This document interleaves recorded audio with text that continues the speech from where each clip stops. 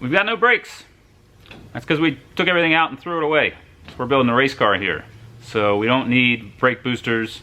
We don't need these crappy factory master cylinders, big heavy pedal box assemblies.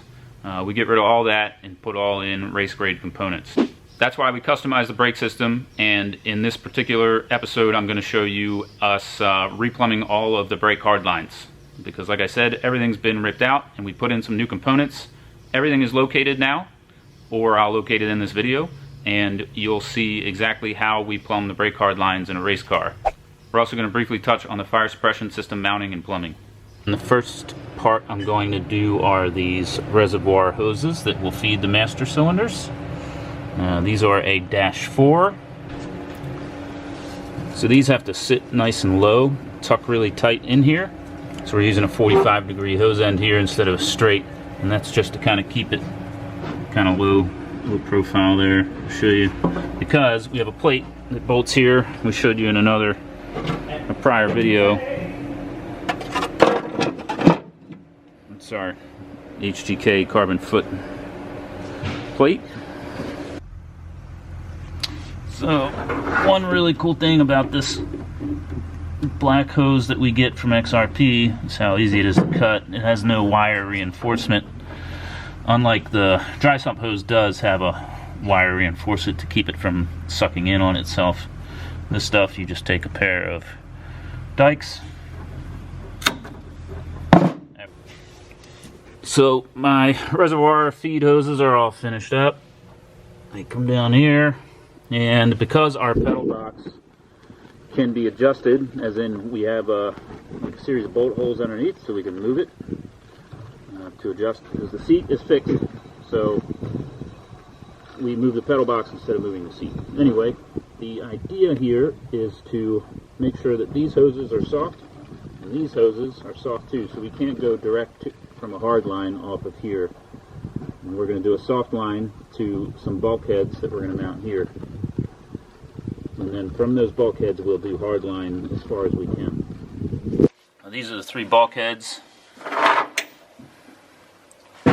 This one is for the front brakes, and this will get the brake light pressure switch installed in it. So I'm just going to whip up a little bracket for those real quick, and then we can start plumbing them up. So I just used a piece of angle, some simple aluminum angle, drilled some holes in it, and I staggered some because I'm just going to rivet it down to the floor.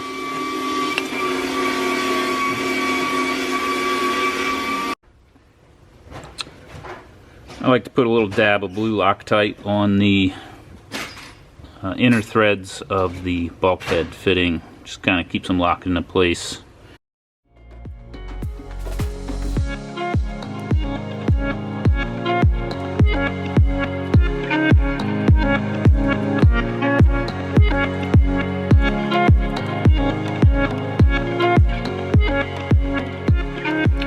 Got the other brake lines made here. You can see the bulkheads are mounted there on that bracket, and I got these other lines made, the actual pressure lines coming out of the reservoirs, and I did the same thing. I used 45s, kept them really low profile, so from here I can do hard lines. Hard line always comes in a coil. Looks something like this, right? So they can ship it. We need it to be straight in most cases. You usually want to start straight, and you put the bends where you want, not where the coil wants. So we have this device here, tubing straightener.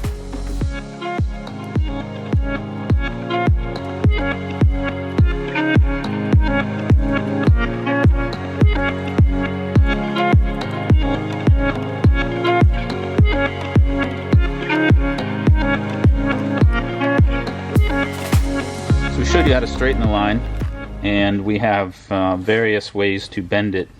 You can bend it by hand, which for the stainless brake hard line is kind of tough to do. Stainless is really tough.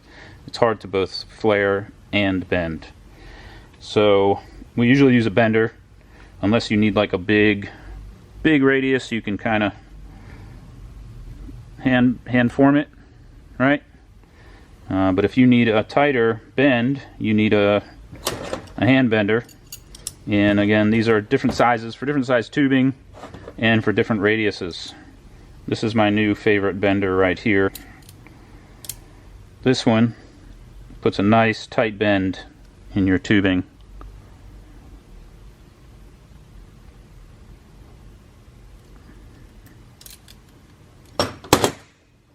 See, that's a nice tight unkinked 90-degree bend.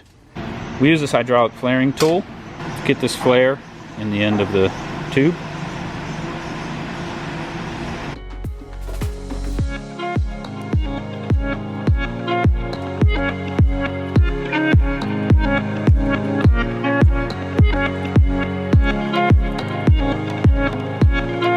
So just like the other systems in the car, you have to have all of your bulkheads or fittings located, you know, where you're going to plumb them.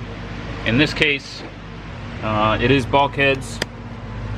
You put bulkhead fittings where they pass through basically anything, whether it's sheet metal or even just through a little bracket just to hold it. This line I've already got halfway made. This is the what would be the right side of the car, the turbo side. And because it's going to be on the turbo side, before I finish this hose, I'm going to slide some fire foil on it. So this is the line that most needed the straightener. You can see we had a really long run and nice and straight along there. I went ahead and got that one done. That is for the rear foot brake. And I also finished up these other lines in the cockpit here. Clutch line, rear brake, front brake. And you can see they all have their place there. The front brake splits off here in the cabin. That'll go to the left front caliper. And that one goes up and over and will go to the right front caliper. Underneath of the car, I'm going to run 2 of these on each side. Underneath, right? So I'll have 2 for the left rear wheel, 2 for the right rear wheel. And I need to make a little bracket to hold those, along with 2 bulkhead T's as well, where I'm going to split to Y into these and those. So that's what I'm working on here. That is my bracket. I got all my holes center punched and my shape rough cut there.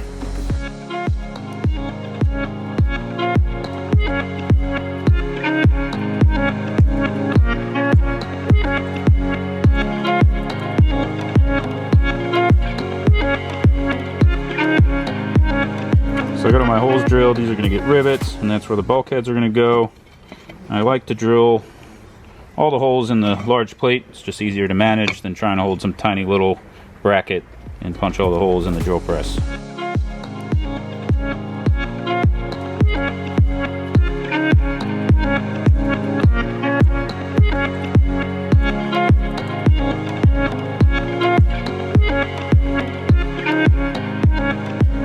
Got my 3 little ironing board brackets here. I'm going to put a bend on that line in each one. While I'm bending up brake lines, Shane is working on the fire suppression, and he's starting in the back. We're going to have 2 nozzles here and here, and it's going to come through the firewall under here with a grommet, and that is where he located the tank right there to kind of keep the weight on the passenger side of the car.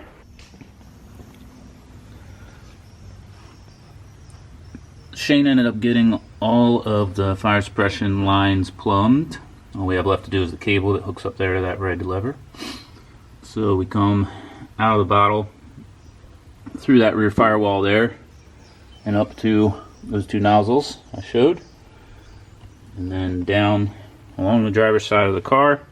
We've got a nozzle here in the driver's compartment, another nozzle here in the driver's compartment, and then we come up through the front firewall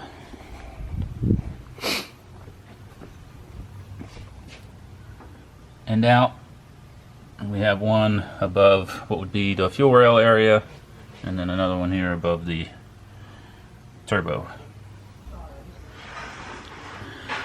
All of the brake hard lines are done out of the pedal box. Rear brake line, front brake line goes over here, up and over. Clutch line goes right through the trans tunnel there. In the engine bay we have these two small lines that just go from the cabin into our fender well, which will be for each individual front brake. This one has the fire foil on it. Behind the driver's seat we have where that one rear line that comes from the pedal box comes in here.